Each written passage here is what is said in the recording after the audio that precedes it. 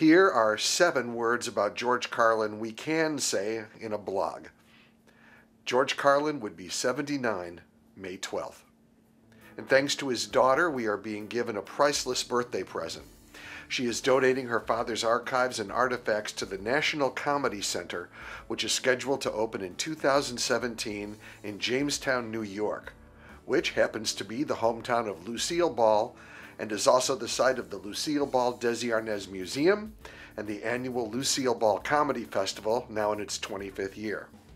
Kelly Carlin, an author in her own right, her memoir, A Carlin Home Companion Growing Up with George, was published last fall, has been the custodian of her father's legacy. She hosts Sirius XM's The Kelly Carlin Show and appears on the network's Carlin's Corner channel, which is devoted to George.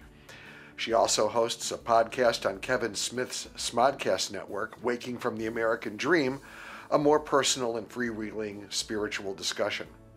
Her donation to the National Comedy Center comprises a reported 8 steamer trunks full of the comedian's files, set lists, scrapbooks, notes, and other Carlinabilia. Kelly's donation gives instant cred to the embryonic museum, which looks to do for comedy what the Hall of Fame is for baseball. One of its more intriguing, perhaps eerie, proposed features will be a hologram comedy club, in which icons such as Bob Hope and Andy Kaufman will perform classic routines. Comedy is the danger field of art forms. It gets little respect. The Motion Picture Academy of Arts and Sciences generally do not acknowledge it.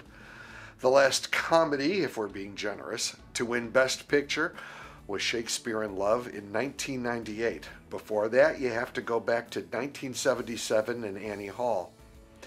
The National Comedy Center could go a long way toward preserving and exalting comedy's rich history and, more important, provide context.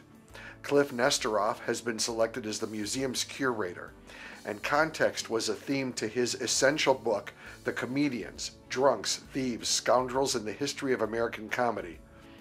He told an interviewer that if you play Lenny Bruce records for people who like Louis C.K., for example, they might not get the big deal.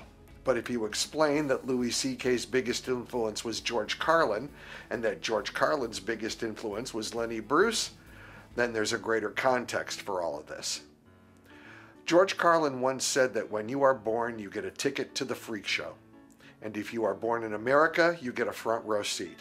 The National Comedy Center looks to be a grand celebration of those who took notes, and few took more incisive notes than George Carlin.